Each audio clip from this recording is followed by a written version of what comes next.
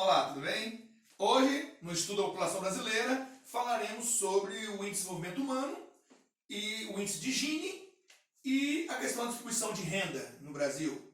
E falaremos também um pouco sobre o movimento da população brasileira, ok? Em relação ao índice de desenvolvimento humano, o IDH, que é um índice calculado pela ONU, levando em consideração renda, longevidade, expectativa de vida ao nascer e escolaridade, o Brasil, na última classificação, ficou em 79º lugar, entre 189 países, com um índice de 0,761, Então, quer dizer, o Brasil está numa posição considerada de alto índice de desenvolvimento humano, Porque a ONU classifica em baixo, médio, alto e muito alto.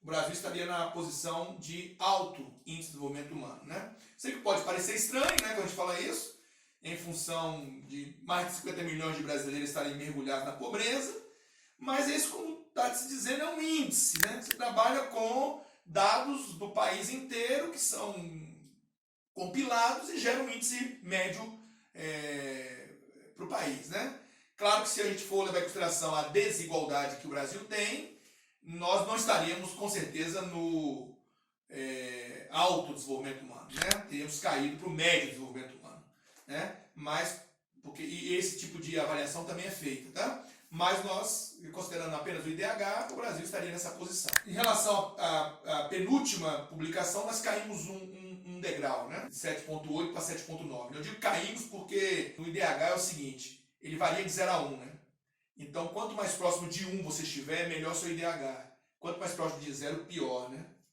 Então, o Brasil tinha uma classificação melhor, Era o 78º melhor IDH. Agora passou a ser o 79º, Então, isso significa cair uma posição, Tranquilo? Claro que o Brasil avançou muito no aspecto de escolaridade, e expectativa de vida, O aspecto renda é que ficou bastante afetado nos últimos anos, pela crise recente que o Brasil viveu, principalmente entre 2015, 2016, E agora teremos novos índices sendo calculados diante da situação atual, que também não é muito favorável, Beleza? Mas é isso que nós temos na última divulgação do IDH brasileiro, O outro índice é o de Gini, que é um índice calculado para medir desigualdade, No caso aqui não falando da desigualdade de renda no Brasil, O de Gini ele é diferente do IDH, Ele também varia de 0 a 1, mas agora é o contrário. Quanto mais próximo de 0 no índice de Gini, melhor.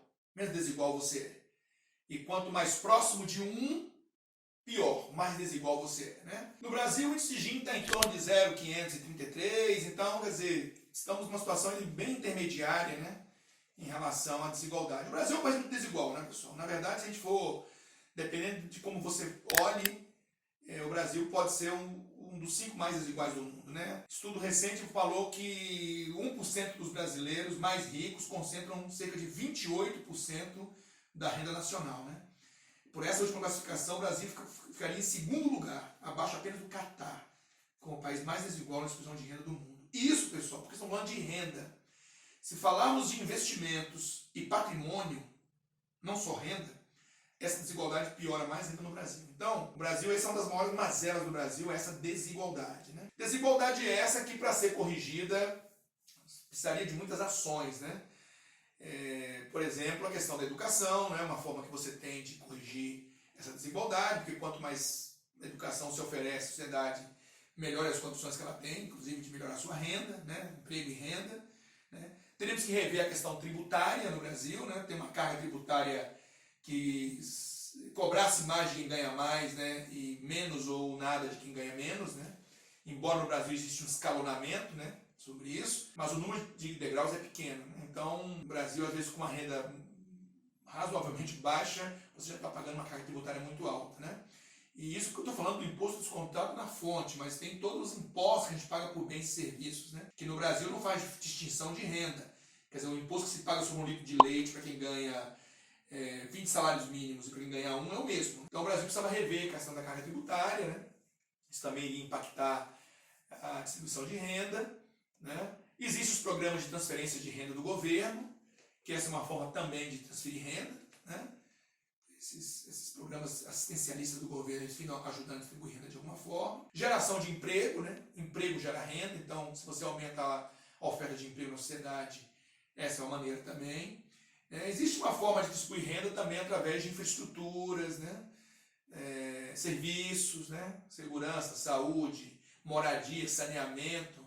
É uma forma também de distribuir renda. E veja que em quase todo o que eu citei aqui, o papel do Estado é fundamental, né? Seja para motivar crescimento e emprego, seja para ter uma carga tributária diferenciada, né? Seja por fazer maiores investimentos em áreas de infraestrutura, nas áreas mais carentes, né? Então o papel do Estado é fundamental nessa melhor distribuição de renda do país, né? Obviamente que o Brasil tem todo um histórico, né, de elites que comandam uma economia política, né, e que se perpetuaram no poder, né, patrimonialista, né, que dificulta muito movimentar as engrenagens para melhorar a distribuição de renda do país, né? Mas esse seria um grande passo que o Brasil daria, né? Seria melhorar a sua distribuição de renda. O Brasil é um país que tem um dos maiores PIBs do mundo, né? O oitavo PIB do mundo. Quer dizer, nós temos uma grande geração de riqueza, né? Mas ela está muito mal distribuída no nosso país, né? Então isso dificulta, se reflete em uma série de situações dramáticas que o Brasil vive, ok? Agora que falamos dos indicadores da população brasileira, né? Falamos um pouco sobre também a estrutura da população, vamos falar um pouquinho sobre movimentos populacionais, ok? Tanto internos, né? Entre as regiões brasileiras, como imigração para o Brasil, ok? Bom, a história de imigração para o Brasil, ela tem um marco forte ali entre 1850 e 1930, né? Por quê? Porque o Brasil, ele, só retomando um pouquinho da nossa história, o Brasil foi colonizado por portugueses, né? Então, por vários séculos, o português ele tinha prioridade para entrar aqui, né? E autorização para isso. Então, muitas vezes os autores nem consideram na composição dessa imigração brasileira o português, que ele era o colonizador, né? Mas, considerando os nativos que aqui estavam, ele é um imigrante também, né? Mas muitos autores consideram mais os imigrantes que vieram depois, né? Mas tudo bem. Por que no século XIX, primeira década do século XX, é que se tornou mais intensa a imigração? Porque é o seguinte, o Brasil, desde a vinda da família real, em 1808, né, que o Dom João VI começa um estímulo à imigração no Brasil, né? Os primeiros fluxos imigratórios não portugueses, né, foram estimulados pelo Dom João VI, que quando chegou no Brasil teve intenção e interesse de formar um exército nacional, uma força nacional, né, e queria o imigrante como base dessa força armada, né? Até porque o Brasil era um país escravagista, a maior parte da população era escrava, você não ia entregar arma para escravo, né? Então, ele, o que alguns chamam de busca pelo branqueamento da população brasileira, né? E havia também uma questão de disputa lá no sul do Brasil, né, a província cisplatina, onde ele entendia que ocupar aquela região era uma forma também de protegê-la e defendê-la, né? Então, ele também estimulou a imigração nesse sentido. E aí o sul do Brasil foi a área alvo, né? Porque foi uma área que houve o estímulo da vida desses imigrantes e lá eles se instalaram como colonos, né? Vieram com suas famílias, né? E criaram um modelo, inclusive, fundiário, né? Baseado em pequenas e médias propriedades familiares, né? E diferente um pouco do Brasil rural do Nordeste, né? Que foi calcado em latifúndios, né? Por causa do processo de colonização, né? Bom, e também por isso que o Sul é majoritariamente branco, né? A região mais branca do Brasil é a região Sul, né? Tem a ver com esse processo colonial. Então, Dom João VI ele já fez incentivos à imigração, açorianos, suíços alemães, né? Os primeiros grupos que para cá vieram. Porém, a partir de 1850, que você tem no Brasil a Lei Eusébio de Queiroz, que proibiu o tráfico negreiro. E aí, na impossibilidade de ter escravos novos, né? Você não podia trazer mais escravos no Brasil, entendeu-se que o substituto desse escravo seria o trabalhador branco, né? E aí, tudo bem, criou-se uma lei no Brasil chamada Lei das Terras, né, que dificultava o acesso à terra para pequenos produtores, né, que ela proibia a posse e estipulava que a terra só poderia ser adquirida através da compra com pagamento à vista, né? Então isso limitou muito o acesso à terra para pequenos produtores, reafirmou o latifúndio no Brasil. E ao dificultar o acesso à terra para pequenos produtores, eles seriam o excedente de mão de obra para as lavouras de café no lugar dos escravos negros, né?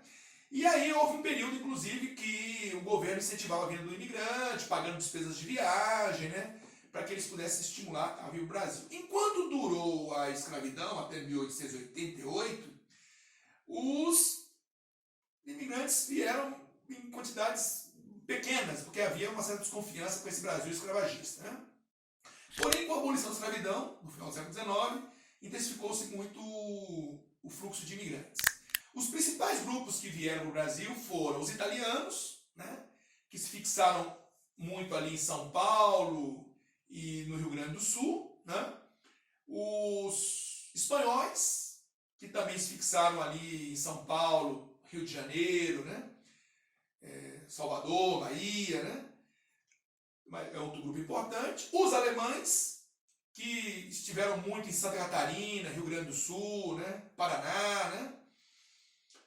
Os japoneses, que se fixaram principalmente em São Paulo, né? Paraná e até no Pará, né? Inclusive lidando com o plantio de pimenta do reino, né? Risicultura, arroz, hortaliças e frutas e verduras, né? Tivemos também eslavos, né? Poloneses, ucranianos, belorussos, né? Que se fixaram ali também muito ali no Paraná, né? E aí tínhamos grupos menores, judeus, libaneses, né? Grupos que têm o seu valor, mas em menor quantidade, né? Então, basicamente, essa é a nossa composição. O Brasil foi um dos 3 países que mais recebeu imigrantes nesse período do século XIX e início do XX, nas Américas, né? Foram os Estados Unidos, a Argentina e o Brasil os que mais receberam, né? Só que essa imigração, ela vai sofrer algumas dificuldades no século XX, a princípio com as 2 guerras mundiais, né? Porque durante a guerra muitos tiveram dificuldade de deixar a Europa, né? Tem também a crise de 29, né? Que pôs fim ao ciclo do café no Brasil, e esses imigrantes vinham majoritariamente para trabalhar no café, né? Teve uma leva que foi trabalhar no sul como colonos, né? Mas uma parte significativa em trabalhar no sudeste na cafeicultura, no lugar do negro, né? Africano. E com a crise cafeicultura a partir da crise de 29, isso vai gerar um grande número de desemprego no meio rural, né? E aí muitos desses imigrantes vão migrar para o meio urbano, né? Quando o Brasil também vai despontar para a industrialização nos anos 30, né? Com Getúlio Vargas. E aí nossa primeira mão de obra operariada mesmo vai estar ligada muito, por exemplo, ao italiano lá em São Paulo, né? E muita iniciativa industrial brasileira, das primeiras iniciativas industriais brasileiras, tem muito a ver com os alemães, por exemplo, né? No Vale do Rio Itajaí, lá em Santa Catarina, no Vale do Rio Sinos, no Rio Grande do Sul, né? Tem muito a ver com os imigrantes também. Então o imigrante ele teve um papel importante no processo industrial brasileiro, né? Não só como mão de obra que tinha uma certa especialização, um certo conhecimento de como trabalhar a indústria, né?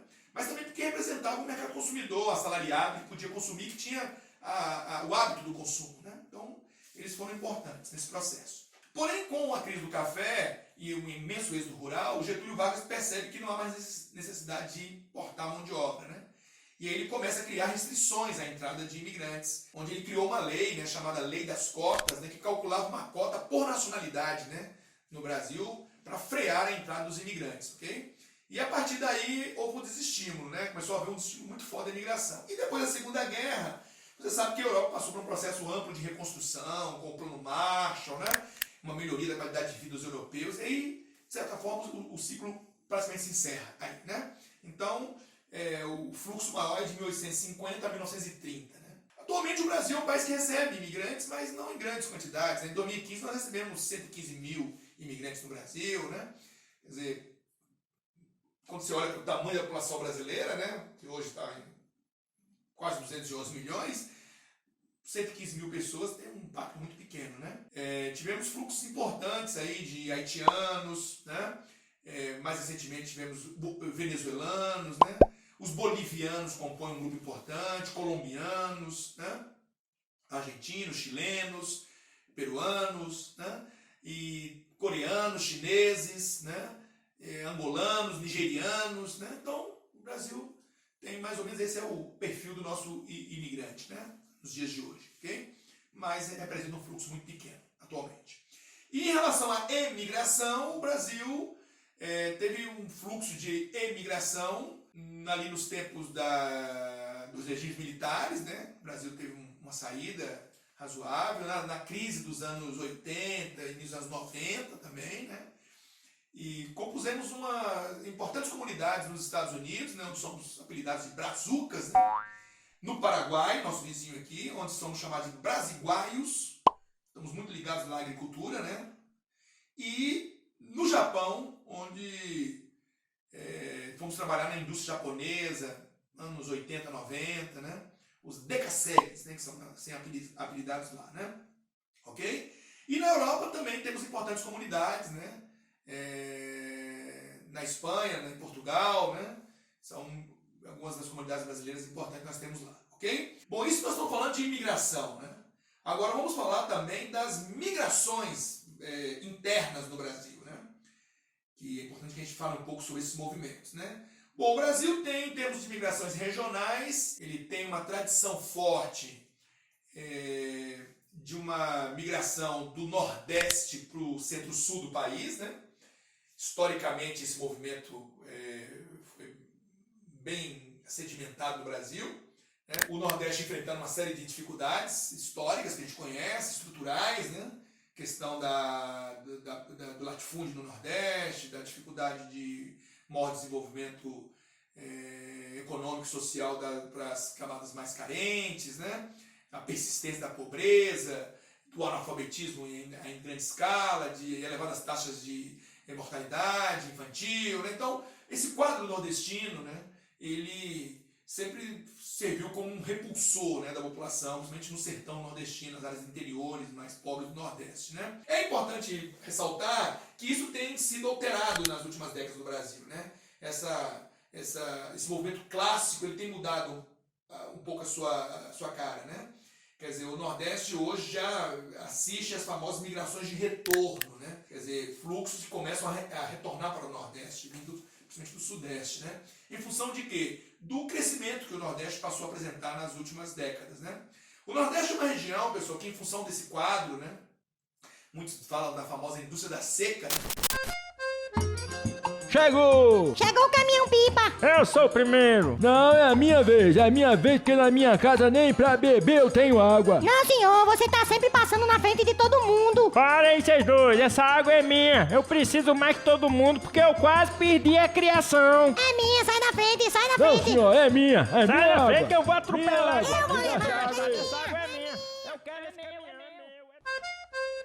Chegou! Chegou o caminhão-pipa! Eu sou o primeiro. Não, é a minha vez de junto e dizer pros eleitores que eu tô levando água. Não, senhor, você tá sempre passando na frente de todo mundo. Para aí, vocês dois, essa água é minha. Eu preciso mais que todo mundo porque eu quase perdi a eleição. É minha, sai da frente, sai da Não, frente. senhor, é minha Sai da água. frente que eu vou atropelar. Eu vou levar.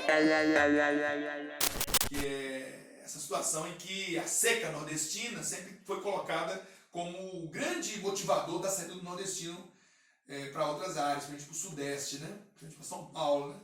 Mas, na verdade, isso é um mecanismo que ali está e que se perpetua, né? As elites nordestinas dominam a renda, as terras, a política, né? E pouco fazem para alterar essa estrutura do Nordeste, né? Quer dizer, o Nordeste carece de investimentos na área, por exemplo, sertaneja, na área de agricultura, irrigação, abertura de poços artesianos, né? Construção de açudes. Existem mecanismos para você poder reduzir o papel da seca na vida do nordestino, né? Só que para isso você precisa fazer investimento nessa área.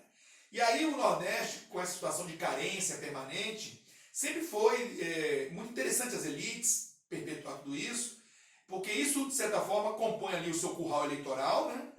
Eles estão sempre prometendo melhorar a vida do nordestino e ganhando votos, e o Nordeste é o segundo maior colégio eleitoral do país, né? Só perde para o Sudeste. Então eles têm um peso muito grande nas eleições, e um peso muito grande no Congresso, né, por exemplo. E aí são dirigidos ao Nordeste uma série de programas, né, historicamente, né? DENOX, né? Departamento Nacional de Obras contra a Seca, que foi um programa dirigido ao Ceará, né? O Instituto do Açúcar e do Álcool, né? Que foi um programa voltado lá para a zona da mata nordestina, principalmente Alagoas, Pernambuco, né? Com incentivos à produção de álcool a partir da cana, né? aos usineiros, né? Então, assim, Banco do Nordeste, né? Com investimentos na área, a SUDENE, né? Superintendência do Desenvolvimento do Nordeste, que foi uma agência que se criou para cuidar de projetos do Nordeste. Historicamente, o Nordeste é uma área que atrai investimentos, mas que beneficiam as elites, no final das contas, e não a grande massa da população, né? E aí se continua reproduzindo esse modelo que chama-se de indústria da seca, né? Então, mas o Nordeste tem mudado, né, pessoal? Com tudo isso, o Nordeste tem mudado. A partir dos anos 90, com a abertura da economia feita pelo Collor, né, aquele modelo neoliberal que ele implantou, o Nordeste se mostrou, em termos de mundo globalizado, como uma área interessante, né, por ter uma mão de obra volumosa, mais barata, né? O Nordeste está mais próximo ali da Europa, né, em termos de transporte, tem uma boa estrutura portuária, né, comparado com o restante do Brasil, é claro, né, e tem um bom mercado consumidor, né, uma população grande, né. E aí, com o Brasil estabilizando a economia ali a partir do Plano Real, em 94, e controlando a inflação, né, houve um aumento da renda média do brasileiro, né, nos anos em que o Brasil teve um crescimento mais acelerado aí, né, no governo do Lula, por exemplo, que pegou o mundo todo crescendo, expandindo, né, e o Brasil estabilizado, porque o Lula herdou a estabilidade do Plano Real, né, e manteve aquela política macroeconômica e incentivou os programas, aumentou mais ainda os programas de transferência de renda, né? E o Nordeste foi um alvo dessa política dele, né? Do governo dele. Então isso fez o Nordeste florescer em termos de renda média, consumo, redução da pobreza, redução da mortalidade infantil, aumentou o IDH brasileiro, melhorou o índice de Gini, né? Foi um momento que socialmente o Brasil avançou, né? Por isso que o Lula se tornou uma figura benquista em termos eleitorais, né? Fez o segundo mandato, conseguiu eleger a Dilma, o terceiro, a Dilma conseguiu se reeleger, né? O quarto mandato do PT, né? Eu falo terceiro é 1 e 2 do Lula, 3 e 4 da Dilma, né? 4 mandatos que o PT conquistou, né? E aí você sabe o resto da história, né? Se envolveu numa série de tramas aí, de propinas e corrupção e tudo mais, e deu no que deu, né? Você já conhece a historinha, né? Mas nesse período, principalmente os 2 mandatos do Lula, o mundo estava crescendo bem, o boom das commodities, né? Havia uma demanda forte de commodities, o Brasil estava exportando bem as suas commodities agrícolas, minerais, né? Para a China, né? E aí o Brasil viveu uma euforia do seu crescimento aí, né? Na época se criou o termo BRICS, né? Ali em 2001, né? Essa década de 2000 até o final dela, né? Isso vai terminar com a crise de 2008, né? Na crise imobiliária americana, que vai se espalhar, a princípio não atinge o Brasil, mas mais tarde chega aqui, né? 2014, 15, com a Dilma, que levar inclusive a pressão e o impeachment dela, né? Porque ela teria feito pedaladas fiscais para poder recompor aí o caixa do governo, porque os gastos públicos aumentaram muito, né? Durante a crise, com os programas de transferência de renda, com a desoneração de alguns setores, o governo diminuiu a arrecadação e aumentou os gastos, né? E aí diminuíram os investimentos, né? A inflação começou a aumentar, os juros aumentaram, né? E aí o clima ficou muito desfavorável, o desemprego aumentou, e aí tudo isso prejudicou muito aí no cenário econômico do Brasil. Então, esse período ali de 2003, 2013, né? Mais ou menos, essa década aí, né? Foi um momento importante ali para a economia e para os aspectos sociais do Brasil, né? Então, e o Nordeste foi favorecido nessa situação como um todo, né? Bom, então, pessoal, em relação ao movimento interno no Brasil, o que nós temos, né? Historicamente, se consolidou muito esse movimento do Nordeste em direção ao Centro-Sul. Porém, o Brasil, nos anos, principalmente a partir dos anos 70, né?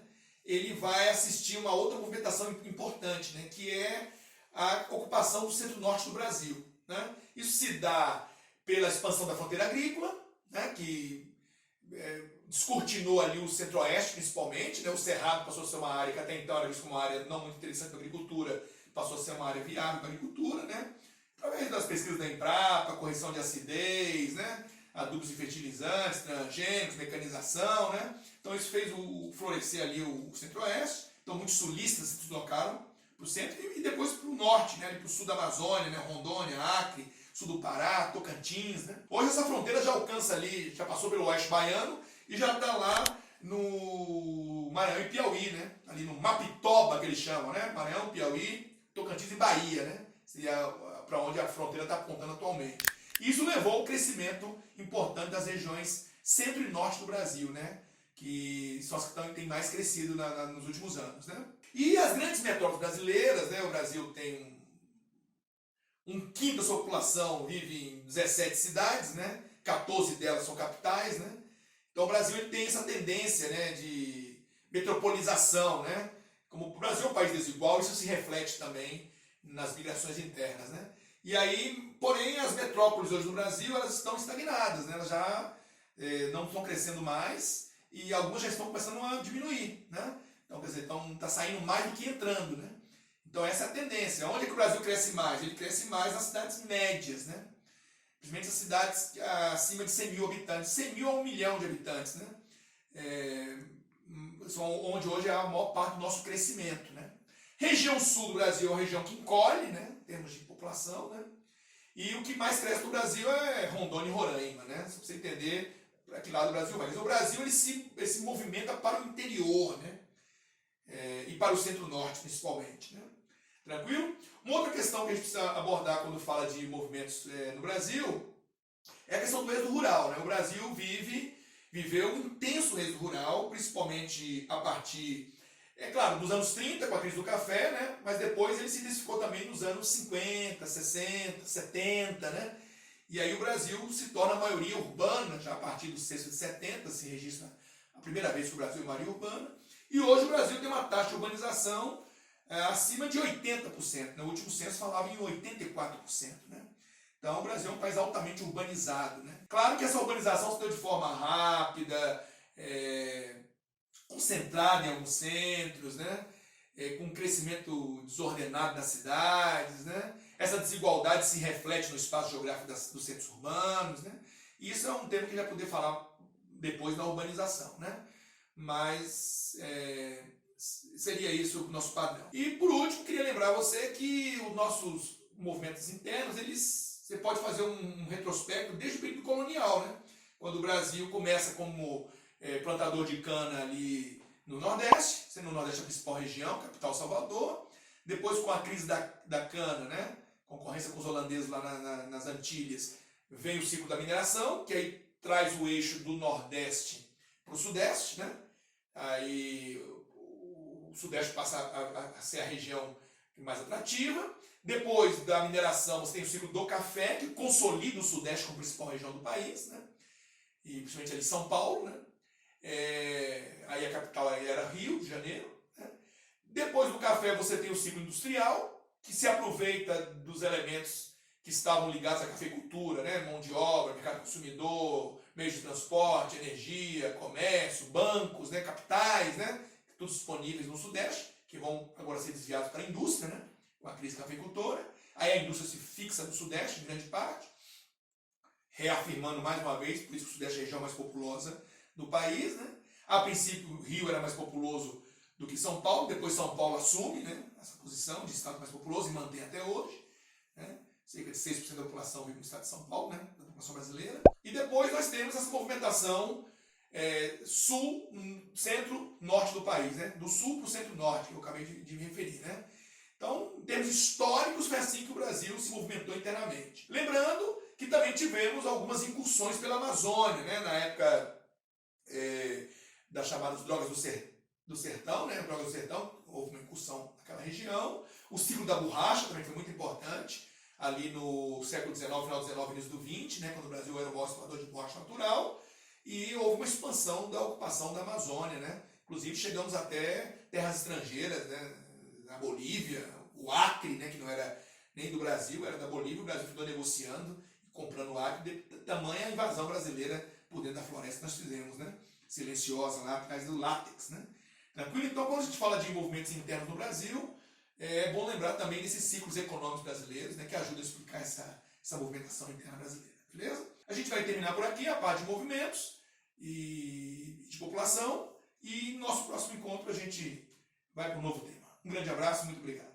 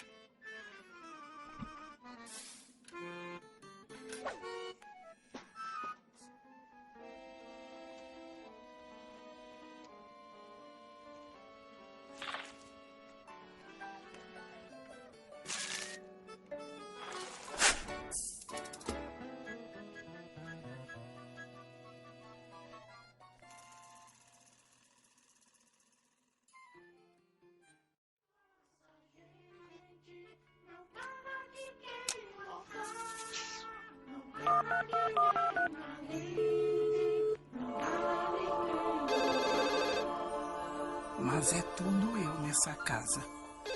Alô, sou eu. Morrer de fome? Seca, né? Já resolvo já.